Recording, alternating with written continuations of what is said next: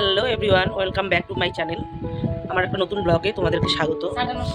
এখন আমি খাচ্ছি চা, তারপরে খেয়ে আমি বেরোবো। চাটা খেয়ে বেরোবো। আজকে মার্কেটে নিয়ে একটু ব্যাংকে যাবো। আজকে দিদির শাশুড়ি শ্রাদ্ধ, বাপের বাড়ির থেকে নাকি জিনিস দিতে হয়, সেটা করে বসতে হয়, সেটা দেওয়া হবে। আর আমাকে কেউ লাগছে না, না টিপ আছে, সিঁদুর আছে, কানেকশনের কিছু। মাত্র আমি ঘুম থেকে উঠেছি, রাত্রে আমি ক্রিম দিয়ে থাকি, তো টিপ টিপ দিই না। চা খেয়ে আসছি। কারণ খাবো আমি এখন গোলা রুটি আর লাল চা। লাল চা আমি খাই না, কিন্তু আজকে দুধ নেই এখন। আর ওয়েদারটা দেখো মোটামুটি আছে, ভালোই আছে, আজকে একটু গরমটা কম আছে। তারপরে আমি ডিউটিতে চলে এলাম। এই ভিডিওটা কিন্তু মোটামুটি 10-15 দিন আগের ভিডিও, এডিটিং করা হয়নি, তাই তোমাদেরকে দেওয়াও হয়নি। আমি যে ডিউটিতে গিয়েছি, বিশ্বজিৎ দা, আমি, সুস্মিতা একটু মজা করছিলাম। মানে সুস্মিতাকে একটু ওর কি বলবো, ওকে একটু খ্যাপাচ্ছিলাম আর কি। এই গাছটা দেখো ওয়ালে উঠেছে, একদম মাটির সাথে কোনো সম্পর্ক নেই। আমরা ভেবেছিলাম হয়তো ছোট থাকবে, এখন যত দিন যাচ্ছে তত বড় হচ্ছে। তারপরে আমি চলে এসেছিলাম ডাক্তারের এখানে, কানের ডাক্তারের এখানে। আমি এটা ভিডিও পোস্ট করে দেবো, যে সব মোবাইল দেখতেছে, এই জন্য ওর কানের প্রবলেম হচ্ছে। হ্যাঁ, তোমাদের করতে হবে। এই যাচ্ছে দাঁড়া গেল। কি খাওয়া দাওয়া করেছো বাবা? হ্যাঁ, সবজি ভাত। কি সবজি নাম? নিরামিষ। নিরামিষ।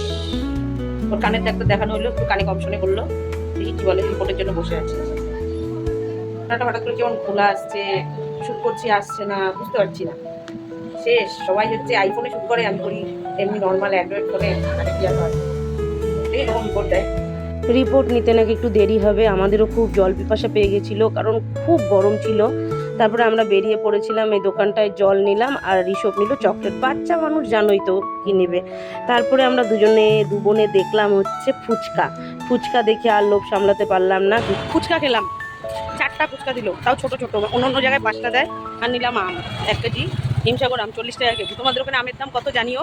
40 টাকা। আমি আম সেরকম ফল চিনি না, সেই জন্য 1 কেজি নিলাম। যদি মিষ্টি হয় তাহলে পরের দিন আবার নেবো। রিপোর্ট নেওয়া হয়ে গেল, এখন ডাক্তার দেখাবো। আমরা এখন যাচ্ছি ডাক্তারের কাছে। জানি না কি রিপোর্ট বলবে, রিপোর্টে কি আছে জানি না। এখন ডাক্তারের কাছে যাচ্ছি, চলো কি হয় জানাবো। আমার এই বোনটারই কিন্তু বরের পায়ের টেন্ডার কেটে গিয়েছিল, যার কথা বলেছিলাম এর আগের দিন। এখন ওর ছেলের কানের প্রবলেম দেখা দিচ্ছে, ও নাকি একটু কানে কম শুনছে। এই যে ডাক্তার দেখানো হয়ে গেছে, ওষুধ দিয়েছে, বলেছে রিপোর্ট বেশি একটা ভালো না, আমরা ওষুধ নিচ্ছি। তারপরে ও চলে গেল।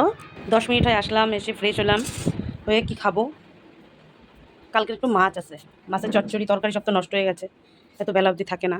5টা বাজে প্রায়, খিদাতে মরে যাচ্ছি, কিন্তু তবুও তরকারিটা করছি, নাহলে রাতে তো খাই না, নষ্ট হবে।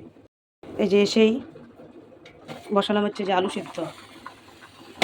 এই যে মশলা করে নিলাম, আর কালকের মাছ আছে, এগুলো দিয়ে একটু আলুর তরকারি করবো। আলুর ডাল গুঁড়ো আলু দিয়ে করতাম, তো গুঁড়ো আলু শেষ হয়ে গেছে, সেই জন্য যে আলু আছে সেই আলু দিয়েই করবো। রান্নার ভিডিওটা করতে হবে না, কোনো স্ট্যান্ড নেই। তারাও আসছি, আলুটা সিদ্ধ এনে যখন রান্না করবো কিছুটা দেখাচ্ছি। গুঁড়া মাছ দিয়ে আলুর ডাল, এই যে এরকম। এখন এটার মধ্যে জল দিব, সব মশলা দিয়েছি, আর এই যে মাছ। এটা দেখেই কত টেস্টি মনে হচ্ছে না? এটার মধ্যে পেঁয়াজ, আদা, টমেটো, জিরের গুঁড়া, ধনের গুঁড়া, লঙ্কার গুঁড়া খাই না, লঙ্কার গুঁড়া দেয়নি। তো কে আমার মতো এরকম করে আলুর ডাল খাও? দেশি আলু দিয়ে করার কথা ছিল, দেশি আলু শেষ, বড় আলু দিয়ে করলাম। এরকম আলুর ডাল খেতে ভালোবাসো, ওটা হোক। খেতে বলছি যখন, তখন তোমাদের দেখাচ্ছি। খুব খিদে পেয়ে গেছে। খাওয়ার ভিডিওটা আর করতে পারলাম না, কারণ এসেছিল আমার একটা ভাস্তি, যে ও মিষ্টি নিয়ে আসছিল, মা সেই মিষ্টি খাচ্ছে আর ফুচকা। তো ব্লগটা কীরকম লাগলো জানিও।